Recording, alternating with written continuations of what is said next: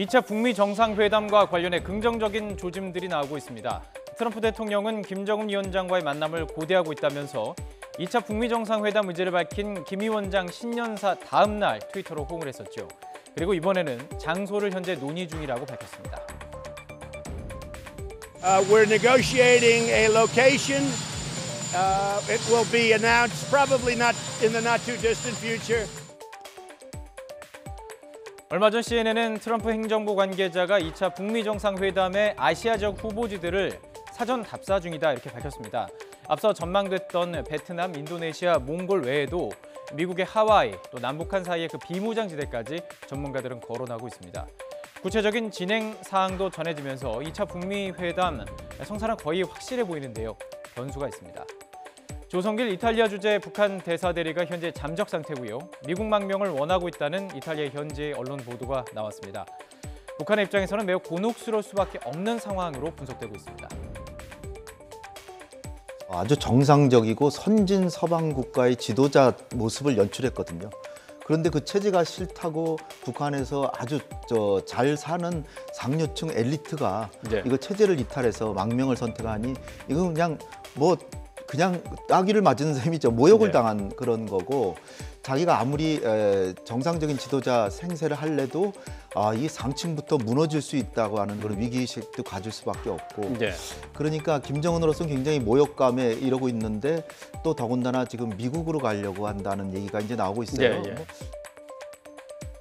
그렇습니다. 이 북미 정상회담을 위한 조율이 이루어지고 있는 매우 민감한 시기에 일어난 이 망명 요청 사건이 대화에 영향을 끼칠 수도 있을 것으로 보입니다. 전문가들은 대체로 큰 변수는 되지 못할 것으로 보고 있습니다. 정상 간의 만남이란 워낙에 큰 흐름이 이어지고 있기 때문인데요. 하지만 북한 측이 소극적으로 나올 수는 있을 것으로 보입니다.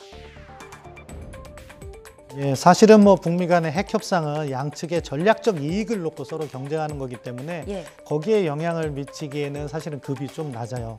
그런데 이것이 이제 김정은 위원장의 체제 안전에 대한 인식에 영향을 미쳤을 경우에는 대화에 조금 더 소극적으로 나갈 가능성이 있습니다. 그렇게 되면은 지금 고위급 대화가 개최돼서 정상회담으로 연결이 되는 그러한 과정에 있어야 되는데 그 부분에 있어서 소극적으로 나올 수가 있는 거죠.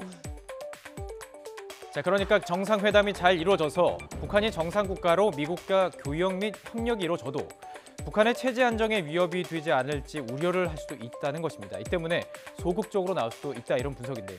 반면 미국 입장에서는 정상회담 준비에 적극적으로 임할 가능성이 있다 이런 분석이 나오고 있습니다. 시기상 북한과의 대화가 중요한 시점에 와 있다는 주장입니다. 내년도는 이제 선거 미국 재선거 트럼프 대통령이 재선을 위한 선거 국면으로 1년 내내 전 들어간다고 봅니다. 그렇게 보면 트럼프 대통령 입장에서는 현재로서는 제2차 북미 정상회담을 가장 중시할 것 같고, 또 미국 내에서 이제 셧다운을 비롯한 여러 가지 이제 정치적인 또 어려움이 있지 않습니까? 이걸 돌파하는 차원에서도 성과를 외교적으로 이제 거둬야 된다는 이 부분이 이제 강한 것 같고, 그렇게 보면 트럼프 대통령이 좀 더 이 문제는 신중한 접근을 할 가능성이 높다. 여러 가지 상황을 종합적으로 판단했을 때 트럼프 대통령의 말처럼 올해 초 2차 북미 정상회담이 이루어질 가능성은 아주 커 보입니다. 이제 남은 것은 그 시기와 장소를 실질적으로 확정할 고위급 회담입니다. 아직 양측의 공개적인 접촉 움직임은 포착되지 않고 있는데요. 이 만남에서 비핵화와 관련해서 얼마나 접근이 이루어지느냐가 2차 정상회담의 조기 개최 조건이 될 것으로 보입니다.